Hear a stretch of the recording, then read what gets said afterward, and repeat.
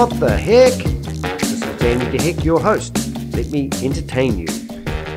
Well, welcome to 2020. The first podcast done by Danny the Heck is now happening in real time, which is very exciting. So I hope you had a great holiday period and all that stuff you say to everyone. Happy New Year. It's all great. So lots have been happening. Selfishly, I might be wanting to talk a bit about what I've been doing, and if you want to, you can message me and tell me what you've been doing. But a lot has happened. I think my last saga was my car, which I probably want to start on. I'm now the proud owner of a brand new 2020 Suzuki Swift, and I just wanted to talk about the experience I had with the rental, not the rental car company, the insurance company. I think when I did my last podcast, I talked about how they rung me up and they said, look, the girls and I have been reading your policy, and did you know you're entitled to a brand new car because your car has been written off and it's less than 12 months old. And they said, did you know it will even be delivered with a bow on it? And I thought, oh, that's lovely. As so happened, next minute, a couple of days later, just before I went away on my overseas holiday, which I'll tell you about, my China, Bangladesh and India holiday, they said, oh, look, they sent me an email, didn't have the guts to ring me up, said, we made a mistake. They said, is there any finance on your vehicle? And I said, no, I actually walked in with a whole bucket load of money in my hand and handed them cash. There's no finance.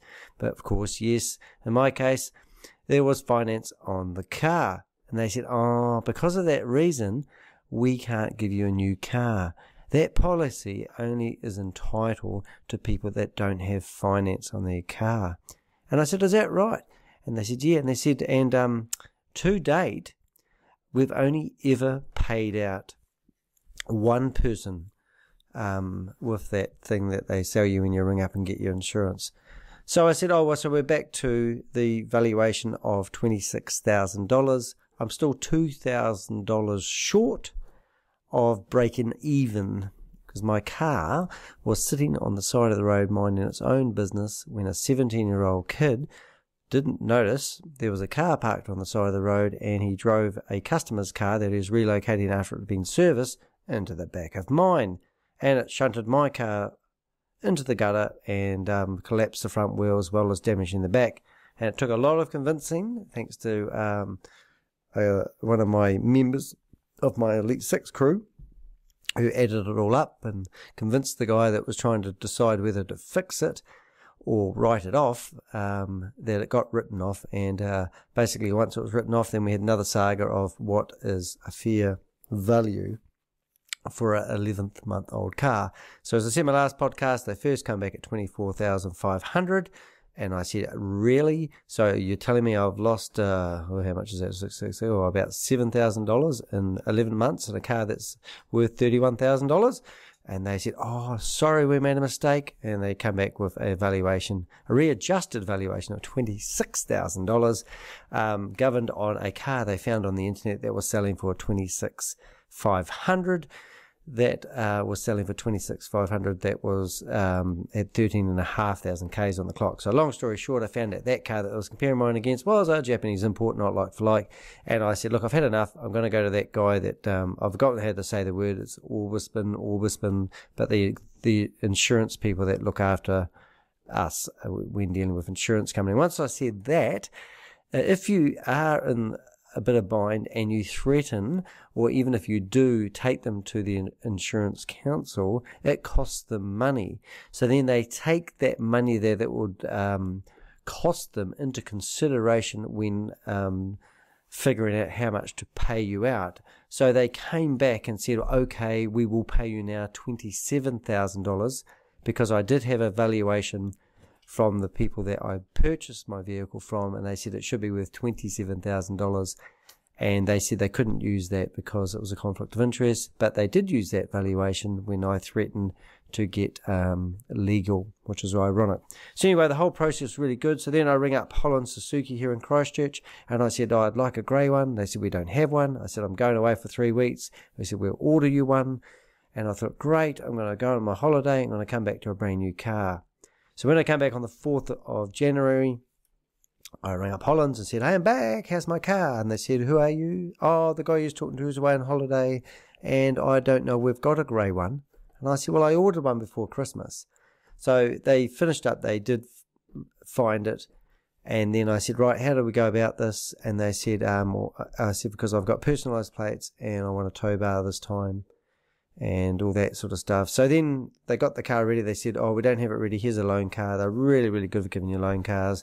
And we'll ring you up Thursday if we don't have one or if it's ready. So at 4 o'clock on Thursday, they rang me up and they said, yep, your car's all ready to pick up. And I said, oh, have you licensed it with the personalised plates? Oh, that's right. Oh, silly us. We forgot the personalised plates.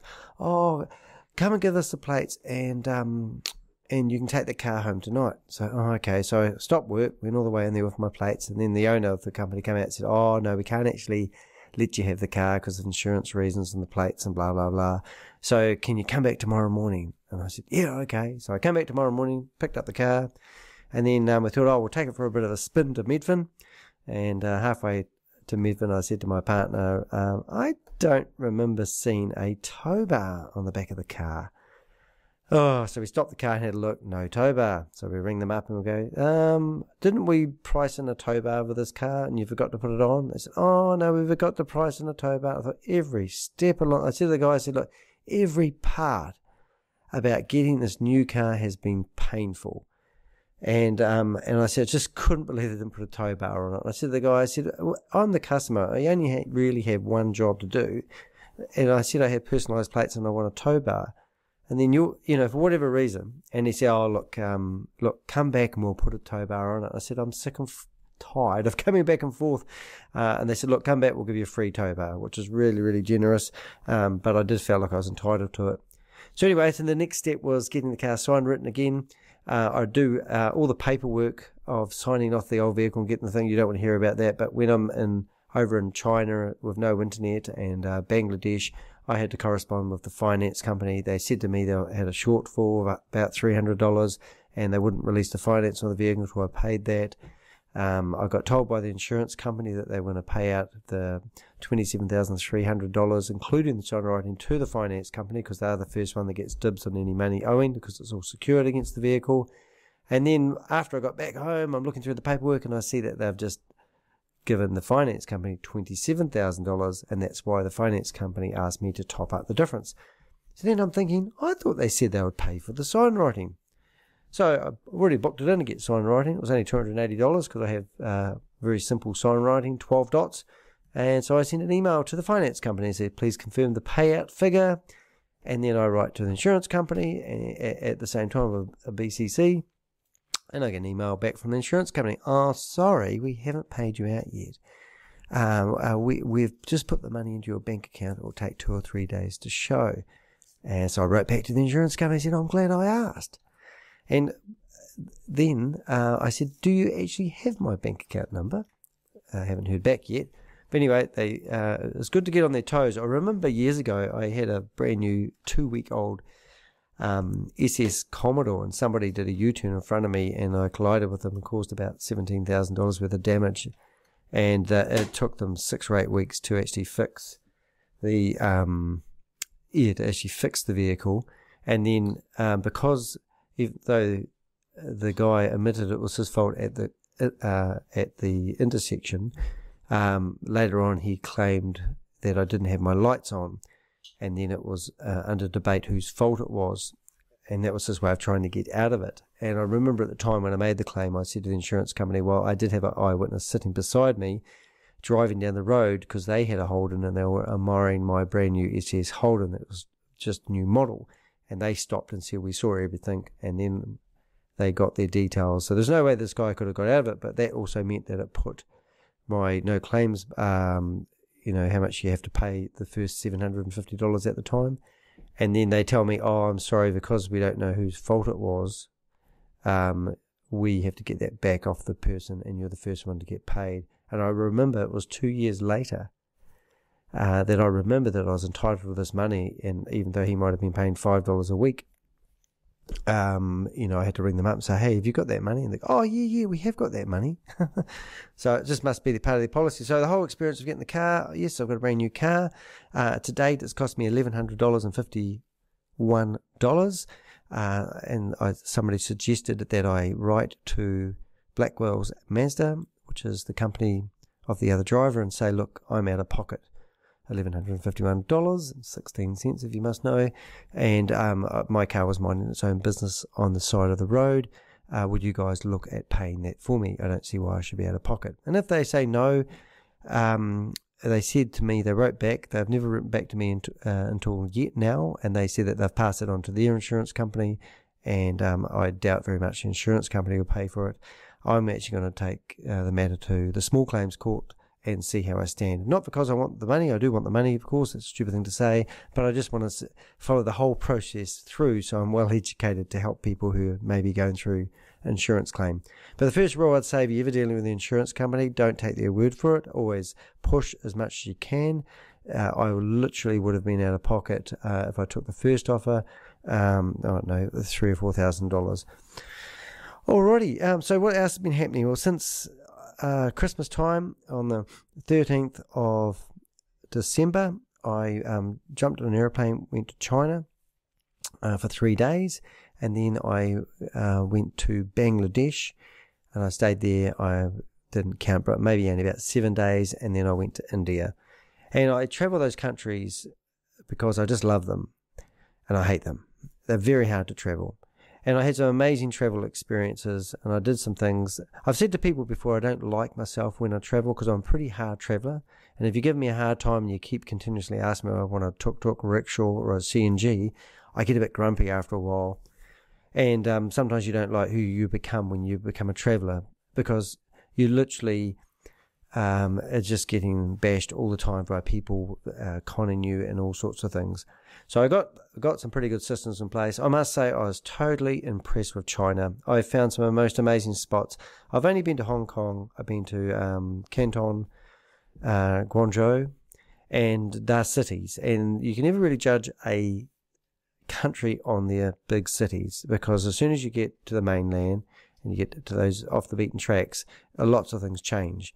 But I must say, going to Canton was just absolutely amazing. I thoroughly enjoyed it. The reason why, I'm a bit of a walker, and I love looking at culture. I love going down little dark alleyways. I'm a street photographer. I love photography, and I just managed to get some really awesome photos at the right time. So I did a bit of TikToking as well. I was trying to learn how to become a V-blogger a little bit.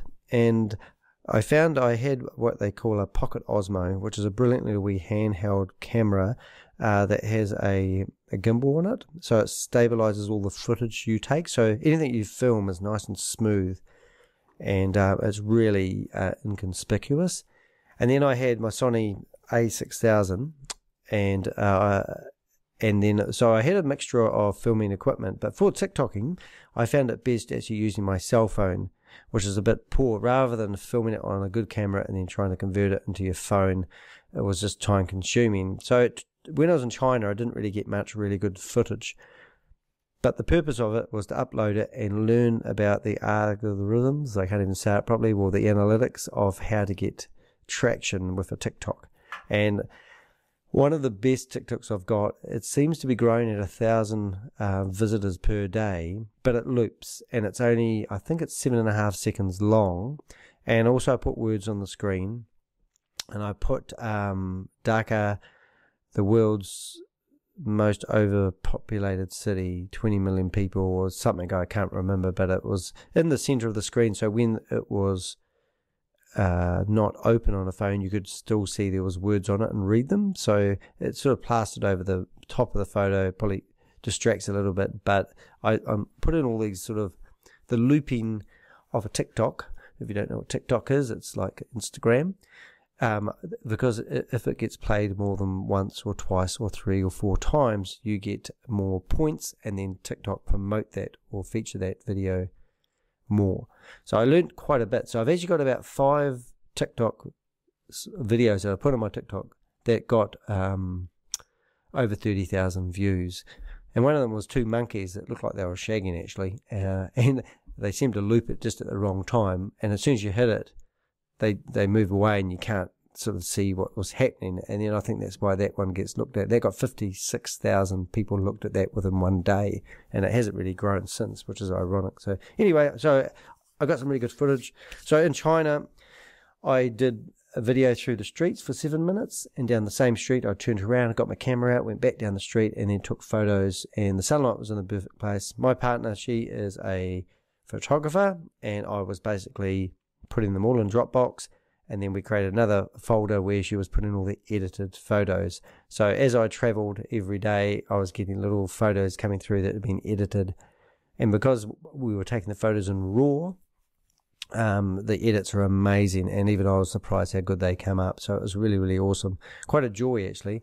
So if you don't know, I travelled 25 countries back in 1999, and then I come back over the New Year period. And what I wanted to do at the time is make it a business trip. So I come up with a cunning plan, and because I had a website called New Zealand's Information Network, which was a travel website, and I had a lot of international people travelling, I thought what I'll do is I'll start up another website called worldelectroniccards.com, and I would have 25 photos of each country I visited, and then people who were homesick when they were travelling in New Zealand could email, pick a country they were in, and email their family back home. So my whole goal was each country I went to was to get 25 photos and then basically leave. So one of the photos that stood out the most to me was three little girls, and they, I call them street kids. They're all dressed up in ragamuffin clothes, and you often see their parents working a street corner for money, and then the wee children will go along buses or tap on windows asking for money and begging. And here I am in the back of a bus in India, and travelling by bus in India is hard work. Best way to go is by train if you're looking for it. And these three little girls were looking at me, and I said, look, and I was trying to take their photos, and they kept giggling and moving, and they were having fun. And because I had a Sony Cybershot, I can't remember the brand name, but it had a Carlos lens, and it was a 2 megabyte camera. Every time somebody moved in the photo, it would go blurry. So I'd say to the girls, please stay still, stay still. And I was trying to get a photo. It didn't matter how many times I tried. They were laughing and giggling too much. And when you witness beggars on the street, and they have that lovely joy and that laughter in their voice, it's just, you sort of realise we've got our priorities wrong in the Western world, first world problems.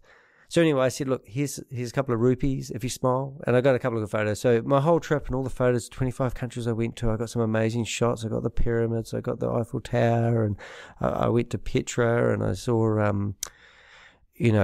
all the wonderful things. I went down the Nile in Egypt, and those three little girls really stood out in my head. So I wanted to go away and do some more street photography and try to capture another photo like that. Here I am in Gaia, and I want to go to, I'm just going to ask my partner to say, how's the name? Varanasi. Varanasi in India. Now, if you're not familiar with Varanasi, that's the place in India where everyone wants to be buried, and it's a holy city, and they take their bodies there and they burn them, and then they put them into the Ganges River. What river is it called? Ganges. I'll probably say that right. I hope so. Better be right. People will complain. Yeah. So that's so anyway. I thought I'd get a train. People told me the train takes 5 or 6 hours. If you're in India and you want to go to India, you need to book your trains at they reckon 100 days out if you want an air-conditioned luxury one. So I didn't. Of course, I went up and said, have you got a train ticket? And he said, yep, we've got a train ticket, but it's nothing flash. And I said, yep, okay, I'll take anything. So here I am sitting on a train, wooden seats, thinking it's going to take 5 or 6 hours, and it finished up taking 11 and a half hours. The train was delayed. It didn't leave at 2, it left at 2:30, so we didn't get there until 1 o'clock in the morning. I'm a pretty light traveller. I took 6.5 kgs of bags, so I didn't have big warm jackets. I did have a mini sleeping bag. I had a couple of layers of clothing, and on this train it was freezing. And I'm sitting there thinking, oh, I've got my sleeping bag out, wrapped around my head. I didn't want to drag it on the floor, because if you've seen what they walk through and step in and all that sort of stuff, you don't want to do that. So I'm trying to keep warm with a blanket-like sleeping bag. And it's not even a sleeping bag, to be honest. It's actually a sleeping bag cover. So it's even worse. But anyway, it's a matter of survival. And they stopped at every single station along the way. It was just crazy. So that was a hard case. And then one station, which I'm looking at it, I've got, if you ever travel and you don't have cell phone coverage, download Topo Maps, and you download the World Topo Maps. It costs you $6. And basically, when you do get internet coverage and you know where you're going, you bring up all the maps and they download to your phone. So that's what I did, and basically I mapped the whole trip. And then when I'm with no internet, I can actually see where we are. So I'm looking at the map and I'm going, look, we've done 1/8 of the trip. Well, we've done 80% of the trip. We got to a major train station, and it was like being at an airport. And we sat there for over an hour in the freezing cold, waiting for the train to get permission to carry on to the next stop. So if you haven't been to India before, this is what you hear all day long. Spit. They're over chewing tobacco, or there's some weird rule that you're not allowed to swallow your phlegm or your whatever, and it's just disgusting. So instead of spitting out on the floor, thank goodness, on the train, they open the window. So when the train stopped, they open the window and they'll be spitting out the windows, a lot of them. So you always got this lovely cold breeze coming in that didn't add to it. And the guy sitting in front of me had his legs up like he was squatting, and every now and again he'd let a fart rip. And I thought, oh my God, I just want to get off this train. And what else happened? And then I was so cold, I really wanted to walk around the carriage and take photos of people who were sleeping and all wrapped up. It was like being on a train with a ghost train, and everyone was just stuck in time. But anyway, I took one photo, and I got these 3 guys all staring at me. They couldn't speak any English, and that was my replacement for the 3 little ragamuffin girls. So it's quite a cool photo. So if you look around my Facebook page, or you'll see it, you will not miss the photo, but 3 guys staring at me. So that was exciting. I got that photo. So yes, I got some good photos in China.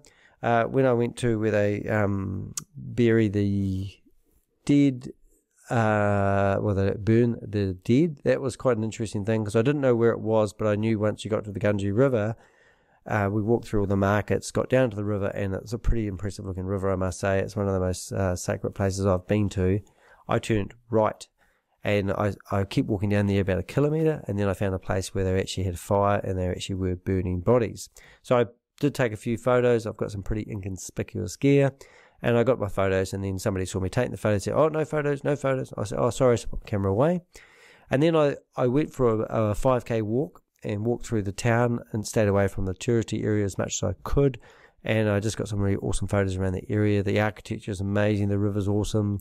People ask me if I want to go on a boat ride, and people ask me if I want to shave, like I was really hairy, and like I quite like my hairiness. Another guy grabbed my hand, started massaging me. We did have cell phone coverage, and I was doing a FaceTime call with my partner, and she was laughing because of how many people were coming up and asking me if I wanted to buy something. I found India, a lot more intense for people asking for you to use their services than Bangladesh, and I want to save Bangladesh to the last. So anyway, long story short, I finished up thinking, right, I've done a big walk, done about 5 or 6 Ks walking. I thought, I'm going to go left. So when I went left, that's where I should have gone, and I found the actual most holiest part, where there's people there who are telling you not to take any photos from now on. I said, yeah, that's fine. It was quite breathtaking. So a guy wanted to be my tour guide, and I said, no, I'm fine. And eventually he just keeps standing there, and he keeps telling me more and more about it. So I was learning quite a lot. And out of interest, they have a fire that's been burning for 3,000 years. So the fire's never gone out. So it's part of the holy ceremony. And they said that you can take photos if you want, but you have to pay, and the money goes to the families, because the people so much want to bury their families there. So the going rate to take photos was about 10,000 rupees, which is about $100. And I said, no, I'm fine, I don't want to. And they said the money goes to the families, and the families are really poor. And if you've got more money, you can buy wood that burns hotter and the bodies burn faster. And they said today we have 200 bodies that are going to be burnt. And I'm going, oh, wow. And they said, look, and then I said to the guy, look, I'm fine here. And he said, you can come up to the family area if you want. I said, no, I'm fine. So eventually he talked me into it. I said, okay, so here I am. I've got 4 people, and what they do is they stack them in wood, in between wood, and they light fire to them. So there was 4 in a row, real close together, and then there was another 2 on my right. So 6 bodies, and I had to walk between them all. Now that you might think it was smelly and it was terrible and it was gross. It wasn't too bad. I didn't actually smell any bad odours, ironically. But the smoke was in my eyes so much that my eyes were watering and I could hardly see where I was walking. And I had to walk upstairs. I walk upstairs and there's 3 levels to this building that I can remember. And the top floor, he said, that's for people who are just about to die on their deathbed. And when they die, they come down and we burn the bodies. And then they put the remains of the body into the Gunji River, which is quite hard to see. Now, it's not for the light-hearted. I've seen some freaky stuff in my time. But no one wants to see a body being burnt and bits and pieces coming out as they burn.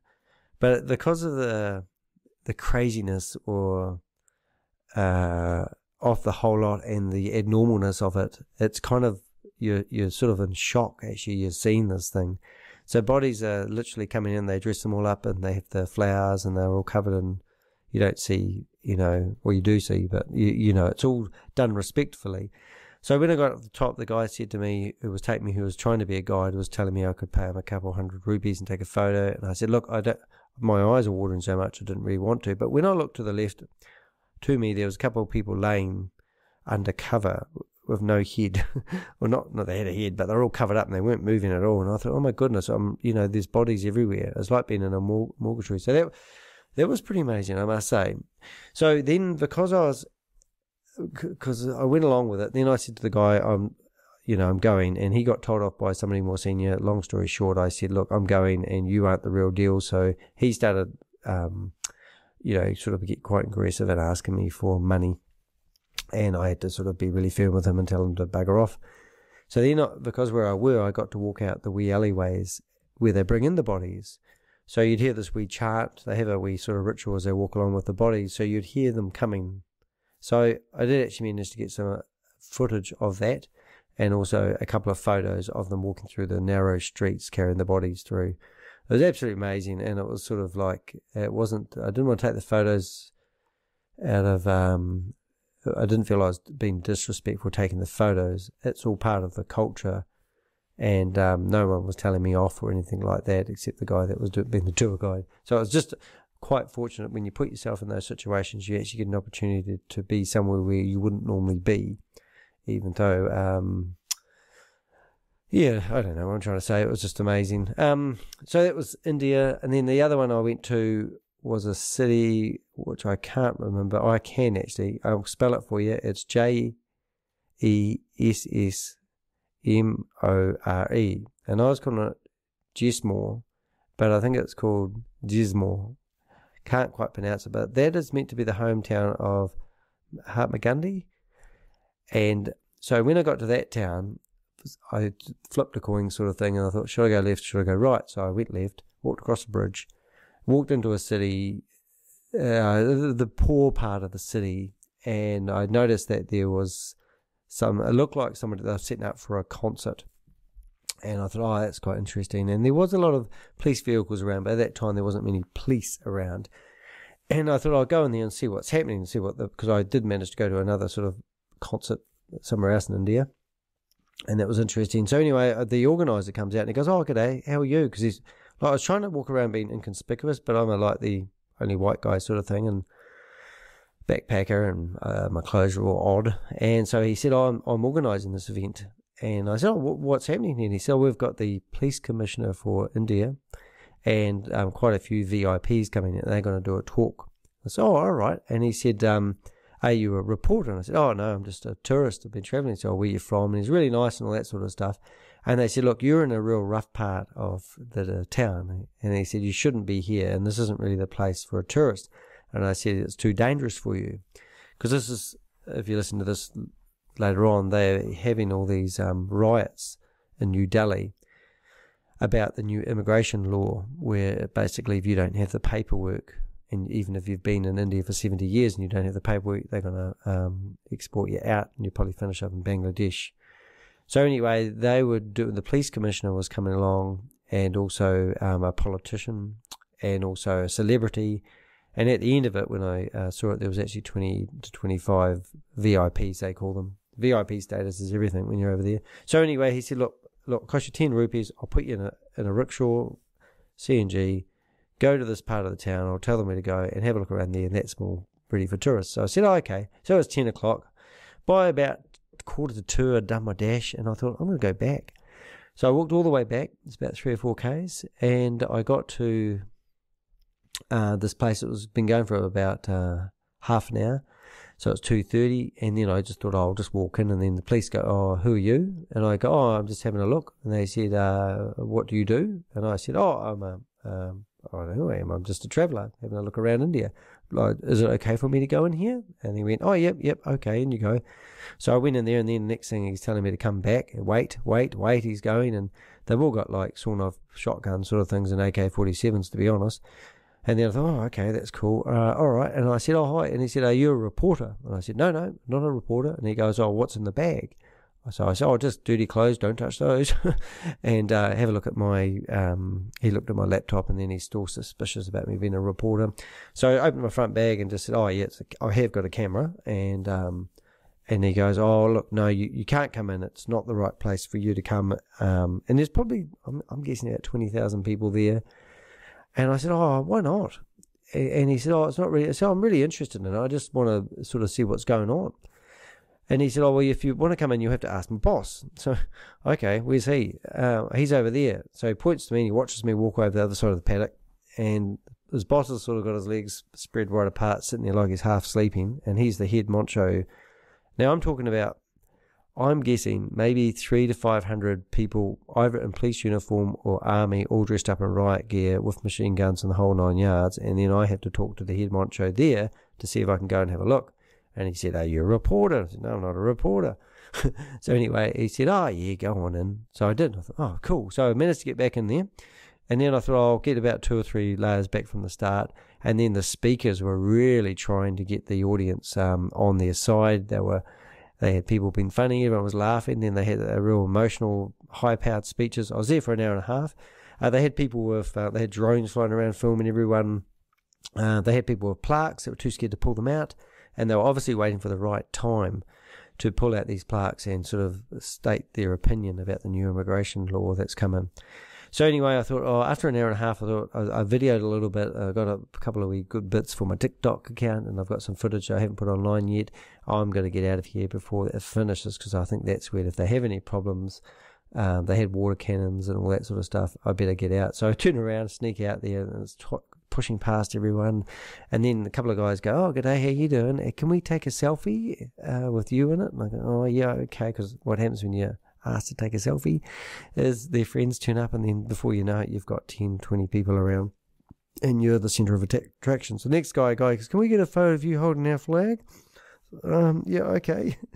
Can you hold this plaque up? And so here they take me photos. I couldn't even read the plaque because it was in their language. I hate to think what it said.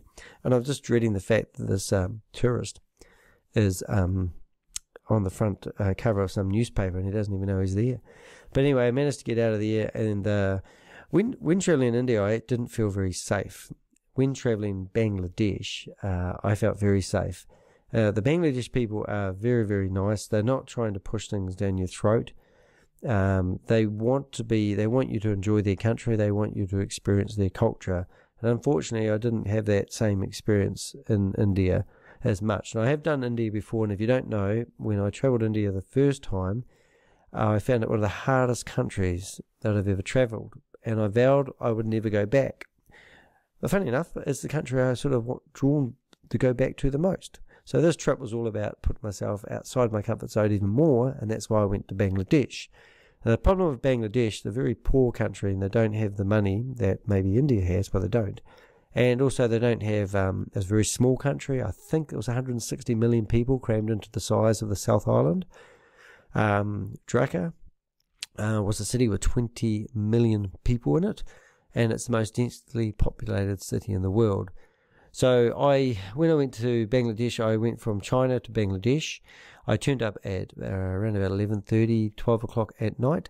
Everyone got off the plane, and then you can't really get a visa.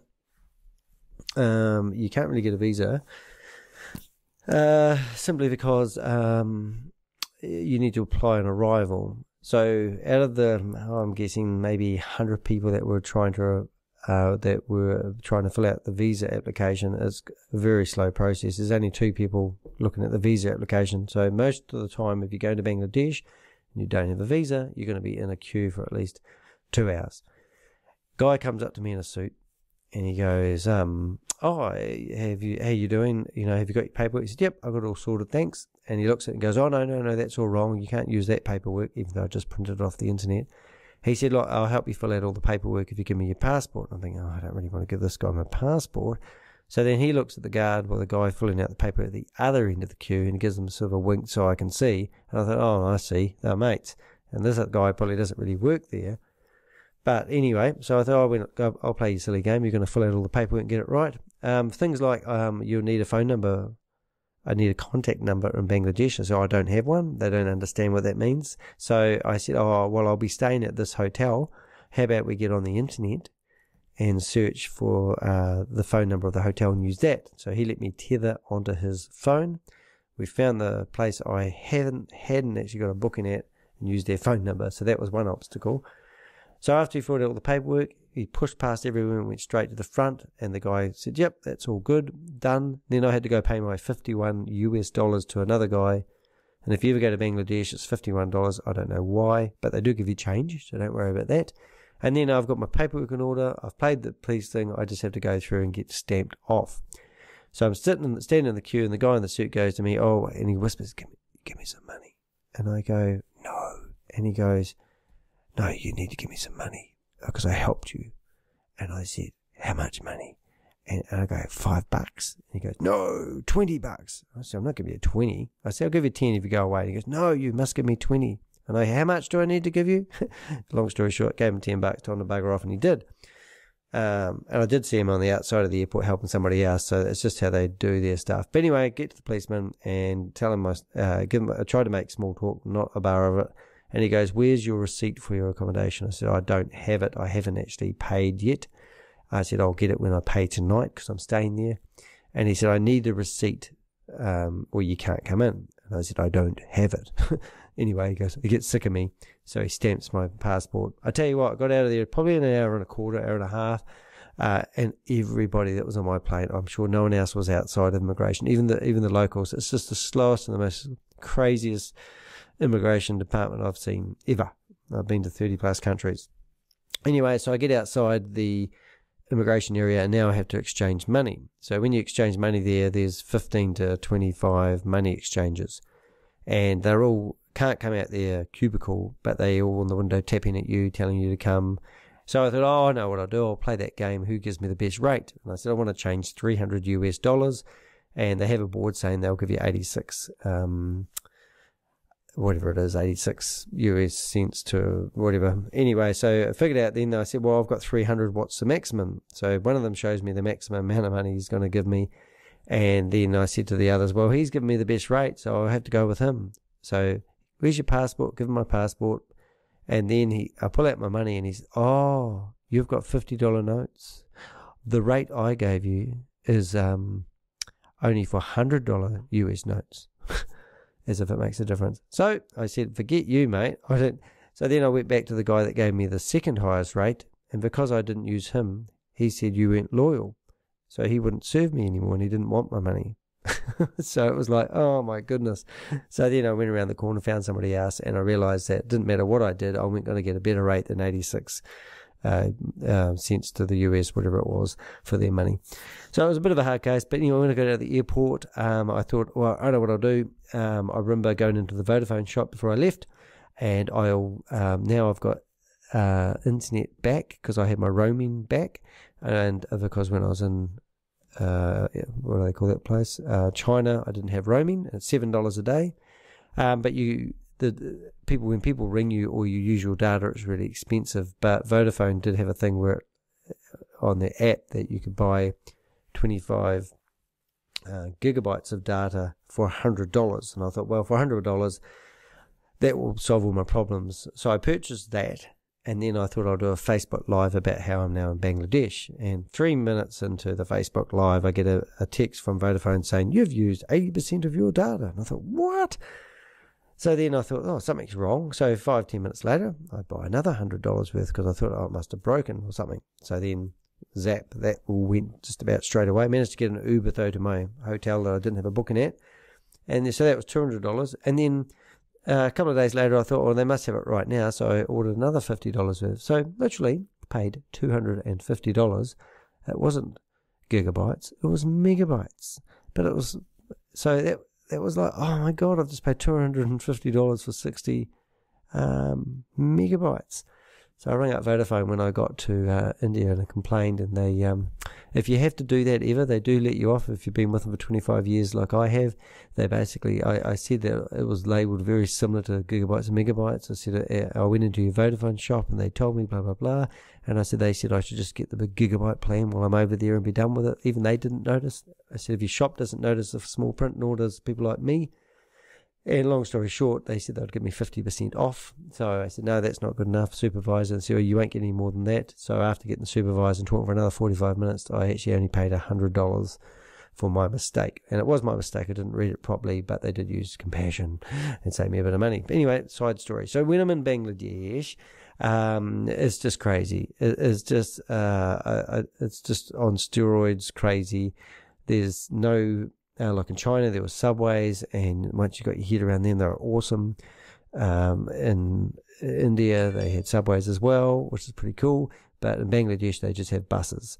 And a couple of the travel stories I would like to tell you is I wanted to go to the jungle and see the biggest forest in the world, the mango trees. And that was really exciting. So I got pretty close. I took one trip that took 7.5 or maybe 8.5 hours overnight on a bus, and I got to a city that meant I would have had taken ferries, boats, and the like to get to. It would have taken me another 12 hours to get into the forest, but by that time I was getting pretty tired of travelling Bangladesh, and this last trip I took was 8 hours. So then I went to book a flight out, and there was no airport where I were. The closest airport was 2 hours away. So when I was trying to book my flight, they wanted to know where I was staying. And I said, I don't have accommodation, haven't booked any yet. But they said, oh, well, we can organise accommodation. You go, no, I can do that. Oh, but we need to pick you up in the morning because we have a complimentary pickup service. And I said, well, is it free? And they go, oh, no, you've got to pay for it. And I said, well, it's not complimentary if you buy the air tickets with us. And it all got really confusing. But so I said, look, just book me the tickets in the city I have to be at. I'll find my own way there. There's buses leaving every 10 minutes. I'll get on a bus. I'll be there in the morning and I'll find somewhere. And they said, oh, I don't know, you shouldn't do that, blah, blah, blah. They got a translator guy in, and at the end of the day, I had to book 2 flights to get a flight to Kolkata in India. And they said, oh, we can't book the flight unless we see your visa. So, oh, yeah, we get a bit arrogant at that time. Pulled out my visa. The guy looks at it and goes, it's expired. Your visa's not current. And I think, I've got no Indian visa. Oh, no, I prepared early. Now, if you do go to India, they issue these visas. You get 30 days to use a visa. As soon as it's issued, you've got to be doing your travel and come back within 30 days. So I'd issued mine ran out on the 20th of December, and I was trying to go into India on the 25th. So I thought, oh, right, now I really do need to go back to Dhaka. I need to stay in a nice motel where I can get internet and apply for a visa again. So all my travel plans sort of changed. So next thing, I got a bus, and I met this guy, and he said, oh, it's only 4.5 hours on the bus back to the main city. And I said, well, how come it took me 8 hours on the way here? They said, oh, you took the bus, that the bus gets on the ferry and goes over. This bus that you've taken will be dropped off on one side of the river. We take the 45 minutes over as a passenger ferry, and then we get on a new bus. And because we do it that way, and we don't stay in the bus, it's only it's only 4.5 hours. So I thought, oh my goodness, wish I knew that at the start. been on a bus in Bangladesh, you don't really want to be. That's dangerous, man. So anyway, that was cool. So then, because I've befriended him, I said, I've got to apply for an Indian visa because mine's expired. And I said, so I'm going back and getting a good hotel so I can get on the internet. And he's really nice. They're all lovely, these Bangladesh people. And he said, oh, you can use my tether on the internet with my phone. So here I am in the back of a bus in a real bumpy with a laptop. I think I had about like 48% battery life on it. And I'm trying to complete a 5-page visa application so I can go to India with the 3G coverage going in and out. And you have to upload a photo at the right side. Well, fortunately, when I did my documents the first time, I saved everything just in case. And then you have to upload an itinerary, and it also can't be more than 200 megabytes. I think it's megabytes. As a PDF. So most PDFs, when you save them yourself, unless you have a Adobe PDF writer, it's very hard to get a PDF that isn't massive. So fortunately enough, I'd save that document as well, but then I had to remember where it was, had to access my Dropbox, and just a whole rigmarole of stuff. It took me an hour to do it. Managed to apply for the visa, and it took 36 hours. If you apply for the Indian visa, they don't actually tell you when it's been approved, but they do give you a number where you can check the status of your visa application. So I didn't remember about that until about 36 hours, and then when I did do it, it was approved. So that means that now I've got my visa for India. I could go book a ticket, and I think I did that on the 31st of December. So that actually tells me a bit, actually, because I had travelled on the 13th of December, stayed in China 3 days. So I did actually stay, I think, in Bangladesh. Oh, no, I'm wrong. I don't know how long it was. So, yeah, I think I was there for 7 or 8 days. But Bangladesh is a beautiful country, rubbish everywhere. You know, I learnt that the locals don't use knife and forks. They use their hands to eat their food. And at one point, I met this lovely family, and I lost the guy's business card. I wish I could find him. But the whole family went out for dinner, and they made me their guest. And when it came to the end and it was due to pay the bill was $2,000 their money. And I said, he said, oh, do you want to pay? And I go, no. And I said, but I'll pay $500 towards it. So I'm basically paying for a couple of people's meals. And but they taught us about a lot about the local custom, and because of the religion, they believe that they're closer to the spirituality by eating with their hands, if I'm getting that right. So everyone over there eats with their fingers. And at one point, the guy's got his hand on his plate, and he's using it like a sponge, going around circles and licking his hand. And you know, they don't use toilet paper over there, so I keep thinking. But anyway, so they got me some nice curry chicken and rice. It was the first time I had a decent meal over there, and trusted it. It was good. So when I got on the bus, I got closer to this family, and there was about 6 or 7 of them. You know, they travel with their brothers and their nephews and nieces and their husbands and wives, and eventually I got to know the whole lot. And he was a really lovely guy, and he worked for H&M. What's that place called? H&M? H&M? H&M. And he said he works for a big clothing company, and they said they've got 3,600 stores around the world, and then it was H&M. And that was really cool. So anyway, so he was quite, how do I say, wealthy for Bangladesh. Anyway, so then I said, oh, look, I really love your hospitality. He said, I wouldn't mind videoing you guys singing in the bus. Have you got a song? So his family started singing the national anthem to me in the back of the bus, while the bus is overtaking and doing all sorts of weird, wonderful things on the road. And then there's other younger people that were in front of him. They started singing as well. And then they started singing, let's say, hip-hop. And the whole bus started singing. And for about an hour, everyone in the bus was singing. It was just actually magical. You couldn't sort of got a better moment. I got a little bit on video, put it on TikTok, and just such a lovely family. And the Bangladesh people are absolutely awesome. Some of my regrets, I didn't go to the refugees camp. Bangladesh is really poor, but they look after 500,000 people in the refugees camp. And if India did kick out people that didn't have the proper paperwork, they would finish up in Bangladesh. And that's why the Indian people are so upset, because they said they don't want people to be kicked out of their lovely country and be put in refugee camps in Bangladesh and treated like animals. That's what one guy said to me. And I said, oh, I've seen the camps on YouTube videos, and they're not like animals. But actually, the Bangladesh government are very generous, and you can see that by the nature of the people. They really do care. But just watching a city of 20 million people actually work, I wouldn't say it was a Swiss watch, but they do have a way of life. I found, probably to be honest, I found India more eye-opening for people like beggars than I did Bangladesh. You know, I don't think they've got very good health and safety procedures in either countries, but probably more so in Bangladesh. One of the things that sort of really did sort of come home to me, I had 4 things that I've sort of thought I'd endeavour to apply in my life this year, but when I were walking the streets, you would see a street corner with, you know, somebody like a mum and their children, and there literally could be 15 to 20 people working a street corner asking for money. And one of the ones I liked the most was they have a whole lot of balloons, and they tap on your window and say, "We'd like to buy a balloon," and then that's how they made their money. And then if you went back to that same intersection at night time, those same people will be sleeping on that intersection. And it must have been, I think it was around Christmas time, and there was a guy who had a car full of blankets, and he stopped and opened the door and basically started handing out these blankets. Then there was about 25 of them snatching the blankets and fighting over the blankets, and there was cars going past, and they were tooting like they weren't going to stop.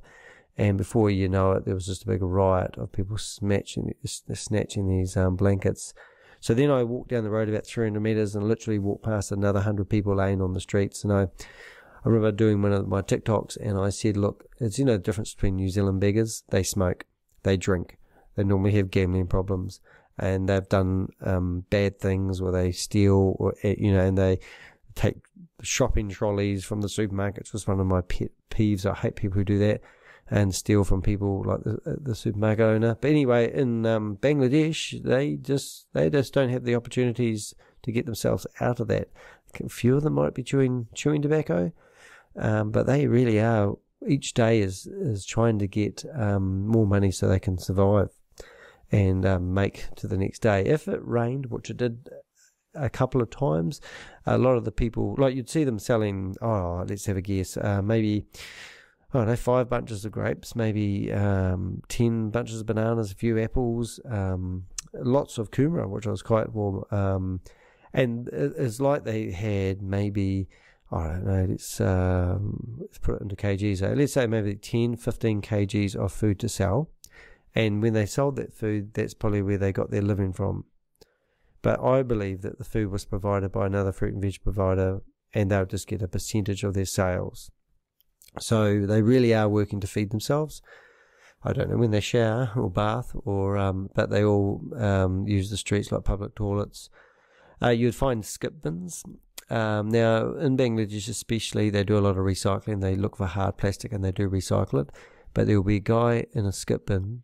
There'll be a cow eating out of the skip bin. There will be dogs weeing in the rubbish. There will be animals, rats, the whole 9 yards. And there's a guy inside one of those big skip bins with bare feet, digging through the rubbish, looking for hard plastic.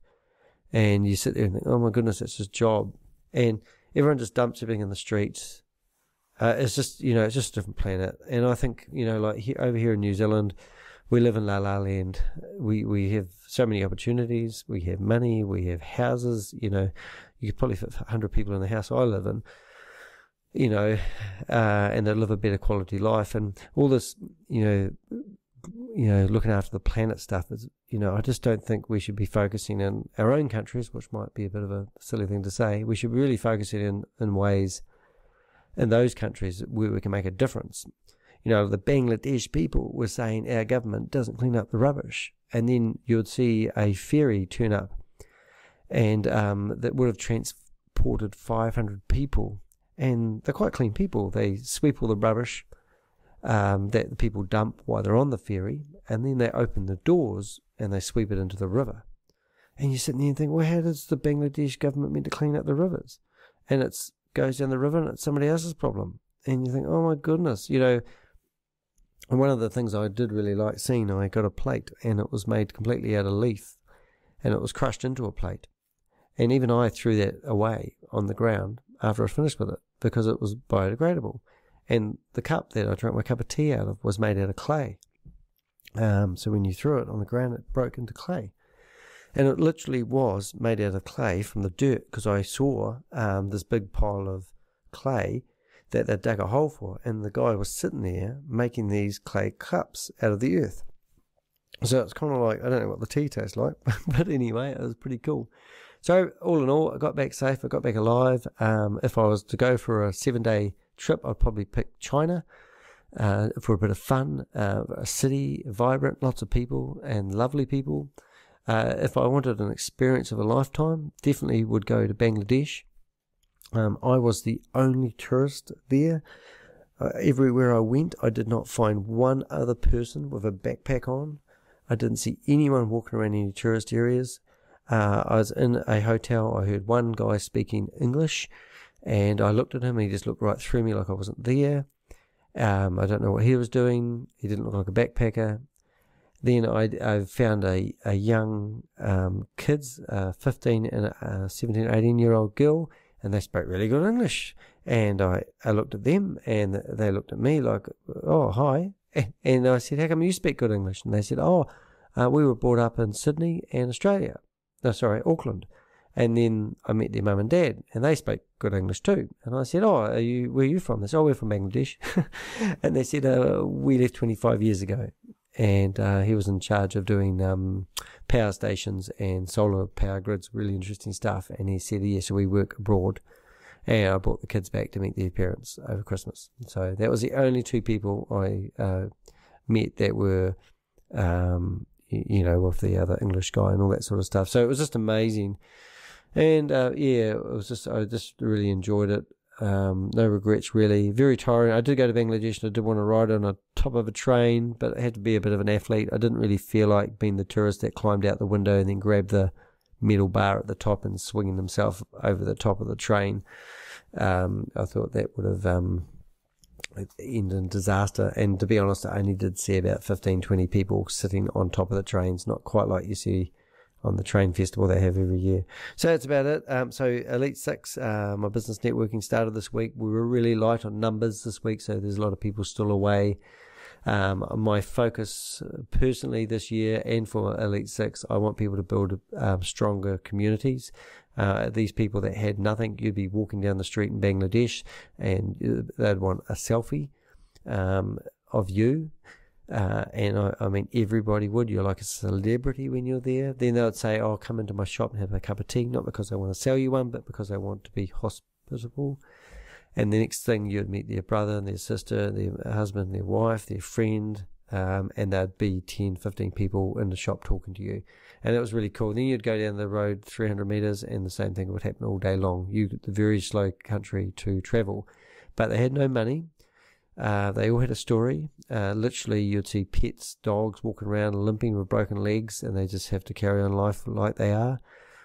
You'd see people with no legs, no limbs, and they just carry on as they are. I remember seeing a blind man tapping his way across the train station, and he got to the edge, and oh my goodness, he's going to fall over, but then he just gets down on the rail tracks, and he was taking a shortcut. So everyone, but the point being that they had nothing, but they had a real sense of community. And I think that's something that we miss in first world countries, is we have the option to keep our lives to ourselves, or we share our lives with other people. So that was my takeaway on that. So my goal was to build stronger communities, and really sincerely care about fellow people in your life, show an interest in other people. I was talking about a guy that he really helped me out 10 years ago, and I asked him how his wife was, and he said, didn't you know we'd broken up 6 or 8 months ago? And I said, oh no, I didn't. And it was just, and I said, why didn't you contact me? Because you really helped me when I was going through my divorce. And he goes, oh, yeah. I got really depressed, and I got really down about it, and I did think about taking his own life, he said. And I thought, oh my goodness, there's people out there who battle through this stuff. Sometimes you just need to listen. You just need to say to people, how are you? Show a real genuine interest in them, because they're life-saving, I think we've got more suicide's happening in New Zealand than any other country in the world just about, which is ridiculous because we have such a wonderful life. Thing number 2, I want people to take advantage of the opportunities that we have. I said to somebody, imagine giving somebody a credit card saying there's $1,000 on here. I'll set you up a drop shipping shop, and all you have to do is buy the products at one price and sell them at another, and you can make a living. I guarantee if I gave that to maybe 10,000 people in Bangladesh, I would doubt very much that they'll take that opportunity because they wouldn't know what to do with it. They wouldn't know how to work it. But over here, we hum and ha about these opportunities that we've got on our laps, and sometimes we waste opportunities. So I'm telling people, if you want to be an entrepreneur, most entrepreneurs will have 100 failures and 1 success, and that's the attitude I think we all need to have. We need to keep trying until we succeed because we have lots of opportunities to do so. The other one, a bit quirky, bit different, but talk to a stranger. So when you go out for dinner, you might be sitting there, people, they all keep to themselves, say good day. When you go to the loo and you bump into somebody, when you're washing your hands, whatever you're doing, say good day, how's your day going? Have a conversation with strangers.